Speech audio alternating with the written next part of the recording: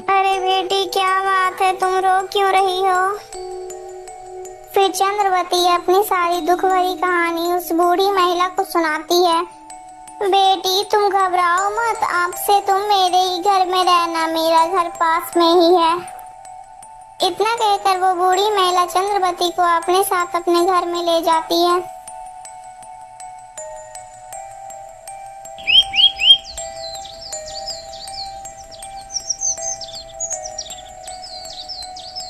बेचारी चंद्रवती रोज जंगल जाती और जंगल से लकड़ियां चुनकर लाती। उसे यही सब काम करने में काफी दिन गुजर जाते हैं।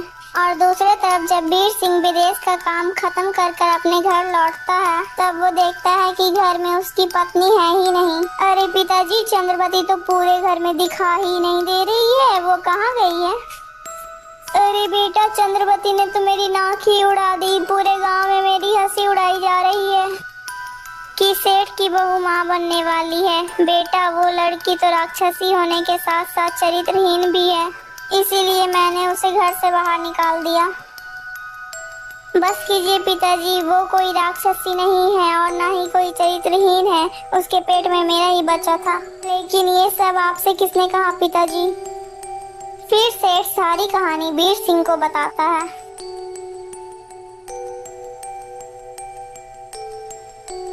लेकिन पिताजी, यह बात तो मैंने सोनू और मोनू को बताई थी कि उनकी भाभी माँ बनने वाली है।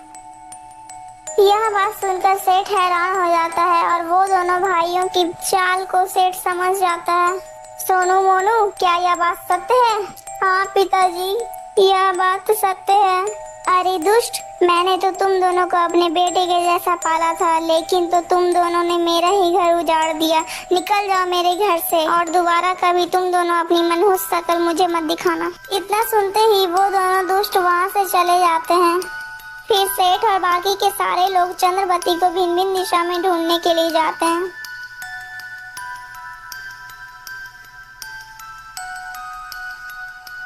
फिर वीर सिंह भटकते भटकते वहीं पर पहुंच जाता है जहां पर चंद्रवती लकड़ियां चुन रही थी।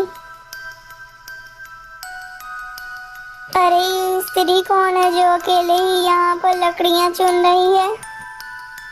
वीर सिंह जैसे ही उस स्त्री के नजदीक जाकर देखता है, तब वो हैरान हो जाता है और उसकी आंखों से आंसुओं की धार बहने लगती है।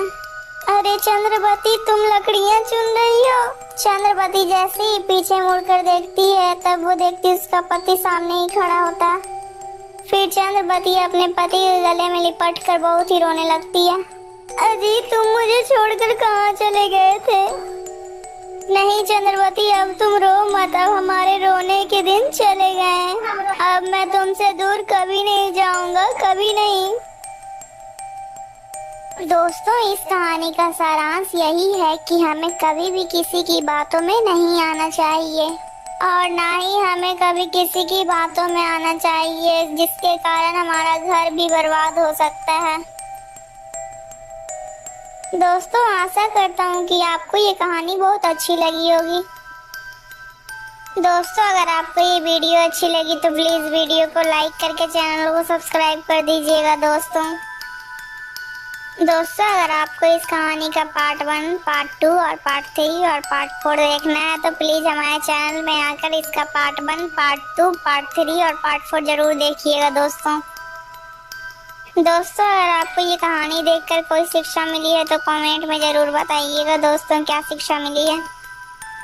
दोस्तों, हमारे चैनल में आपको बहुत सारी कहानियाँ ऐसी मिल जाएंगी, आकर जरूर देखिएगा दोस्तों, और हमारे चैनल के साथ जुड़े रहिएगा।